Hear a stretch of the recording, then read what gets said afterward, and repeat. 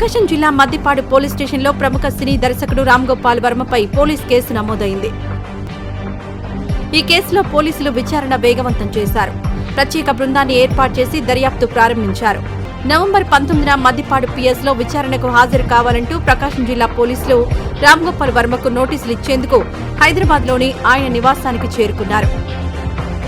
అయితే 2 రోజుల క్రితం కూడా వర్మకు ఆన్లైన్లో నోటీసులు పంపారని తెలుస్తోంది. ఈ నోటీసులను వర్మ అందుకున్నారు.